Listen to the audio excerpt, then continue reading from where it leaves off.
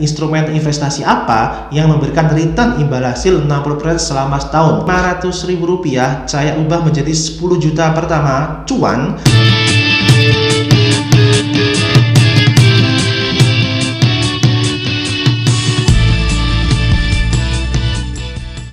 Assalamualaikum warahmatullahi wabarakatuh. Kembali lagi di channel Sharing Saham, channel tempat belajar para pemula. Oke teman-teman, sebelum saya melanjutkan video ini, izinkan saya untuk mengucapkan minal aidin wal faizin, mohon maaf lahir batin.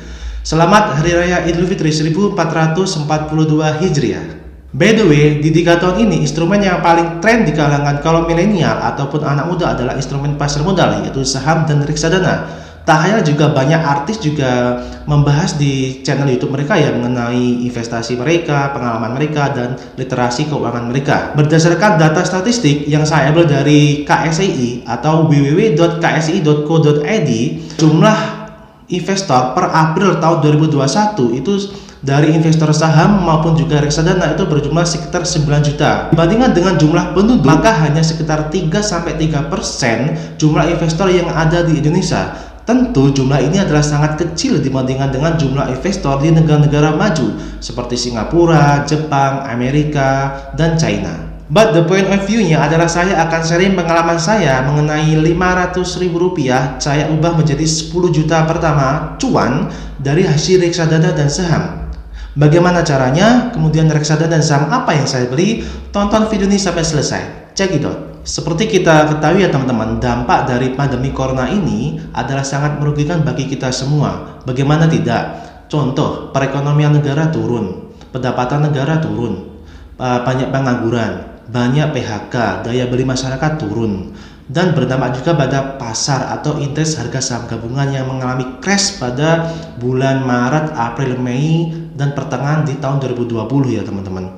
Seperti kita ketahui bahwa kasus corona pertama di Indonesia adalah di awal bulan Maret 2020. Kemudian dilanjut minggu ketiga dan minggu keempat, indeks harga saham gabungan mulai crash dan terjun bebas. Termasuk juga saham-saham yang sebenarnya bagus atau saham-saham yang masuk kategori big cap atau blue chip, itu harganya juga terjun bebas. Dan termasuk harga under value atau harga di bawah rata-rata ya teman-teman.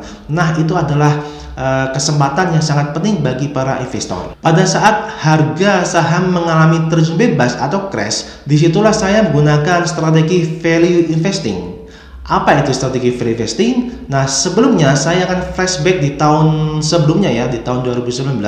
Seperti biasa ya teman-teman, saya konsisten menabung atau menyisihkan uang Rp500.000 setiap bulannya, yaitu dimulai dari Januari 2019 sampai dengan akhir Januari 2019. Maka dari itu uang saya dideposit RDN, rekening dana nasabah sebesar Rp6 juta atau Rp500.000 dikalikan 12 berjumlah Rp6 juta. Nah, di saat itu di tahun 2020 di bulan Januari Februari sebenarnya saya itu mau membeli, namun belum menemukan emiten atau perusahaan dengan harga under value berfundamental yang bagus. Maka dari itu saya tahan. Nah, di bulan Maret ketika terjadi crash market, di mana market terjun bebas, banyak aksi jual sehingga menyebabkan semua harga sahamnya anjlok. Disitulah peluangnya teman-teman. Nah, disitu saya memilih satu saham dan satu reksadana dari hasil deposito saya. Apa itu? Oke, kita pelan-pelan ya teman-teman. Yang pertama, saya punya uang Rp6 juta. Kemudian di saat sekitar bulan Mei ya teman-teman, saya melihat satu peluang yang besar di mana saya melihat satu saham dengan harga under value atau sangat murah. Apa itu? Yuk, betul. Di situ saya melihat saham BRI itu mencapai titik terendahnya ya di sekitar di bawah 2000, bahkan mencapai level 1800 atau 1900-an ya di sekitar bulan Mei. Namun saya hanya bisa beli di harga Rp2.400 per lembar. Langsung saya tidak usah lama-lama berpikir, saya langsung beli 20 lot atau 20 lembar sehingga 2.400 dikali 2.000 atau total saya mengeluarkan uang sebesar Rp4.800.000. Itu untuk saya alokasikan untuk saham. Nah, diversifikasinya saya juga membeli satu reksadana. Reksadana apa yang memberikan return atau imbal hasil 10% ke atas, yaitu reksadana pasar saham atau reksadana saham. Di situ saya memilih produk dari Sukor Invest ya, yaitu reksadana Sukor Invest Equity Fund. Saya membeli di sisanya ya di 1.200.000. Jadi saya punya uang 6 juta dari hasil nabung saya selama setahun, yaitu Rp500.000 kali 12 itu kan 6 juta rupiah. Nah, Rp4.800.000 saya belikan di saham BRI. Sisanya Rp1.200.000 saya belikan di reksadana saham, yaitu Sukor Invest Equity Fund. Jadi kan total saldo saya habis.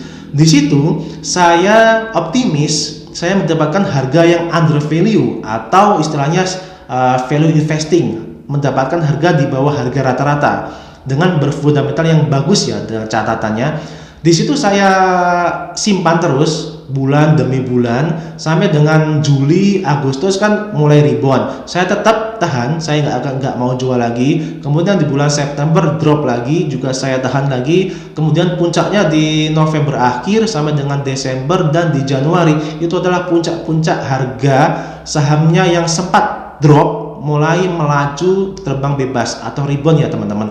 Nah, di sini ada yang unik. Ada istilahnya adalah January effect. Di mana January effect ini adalah sebagian besar atau hampir semua harga saham di bulan Januari setiap tahunnya itu adalah mengalami kenaikan.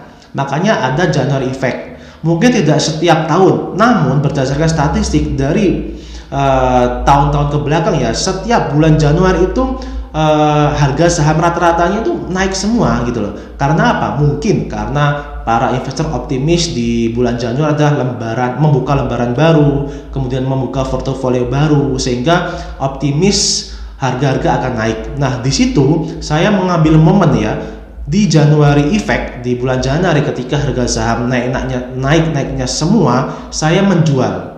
Di situ saya menjual BRI dan saya menjual reksadana, semua sekaligus ya teman-teman. Nah, alhamdulillahnya saya profit di Bank BRI atau di BBRI, saya profit sekitar 80%. Kemudian di reksadana saham saya profit sekitar 42%. Saya runtut ya teman-teman.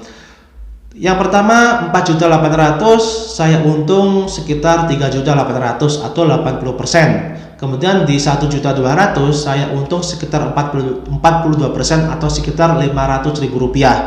Nah, jadi modal yang awal saya adalah 6 juta rupiah. Kemudian modal akhir saya setelah saya jual adalah Rp10.344.000. Di mana di saham saya untung 80%, di reksadana saya untung 42%, atau total rata-rata saya untung 60% dari modal awal. Di 6 juta rupiah menjadi Rp10.344.000. Instrumen investasi apa yang memberikan return imbal hasil 60% selama setahun, bahkan kurang dari setahun ya, mungkin sekitar 8-9 bulan. Disitulah saya mengubah uang Rp500.000 menjadi 10 juta pertama cuan dari reksadana dan saham. Oke, dari penjelasan singkat saya ada 3 kesimpulan penting ya. Yang pertama adalah jika teman-teman punya kelebihan income atau kelebihan rezeki ya, usahakan secara konsisten sisihkan teman-teman 10% untuk investasi setiap bulan secara rutin, karena ini adalah melatih kedisiplinan kita ya teman-teman. Kedua, tetap asah terus kemampuan kita dalam menganalisa, yaitu analisa fundamental, analisa teknikal. Kemudian jangan lupa untuk update terus berita-berita baik dari berita makro luar negeri maupun berita mikro di Indonesia sendiri mengenai bisnis, investasi, dan keadaan ekonomi. Dan yang ketiga apa? Harus action, harus praktek, harus ambil resiko. Bagaimana kita bisa tahu strategi atau langkah kita benar atau salah kalau kita tidak membeli ya, atau kita tidak terjun langsung? Maka dari itu dibutuhkan keberanian. Mungkin kita tidak perlu langsung 10 juta, 20 juta, enggak. Kita awalnya dari 100 ribuan, 1 juta, 2 juta untuk meminimalisir risiko kita. Oke, itu saja. Mungkin jika penjelasan saya dirasa teman-teman kurang benar ataupun ada yang kurang jelas, silakan ralat dan tulis di kolom komentar. Kemudian teman-teman juga bisa gabung di grup WA maupun Telegram kita ya, di sharing saham. Nanti linknya saya akan sertakan di link deskripsi. Semoga bisa bermanfaat. Support terus channel ini. Saya akhiri. Wassalamualaikum warahmatullahi wabarakatuh. Salam cuan.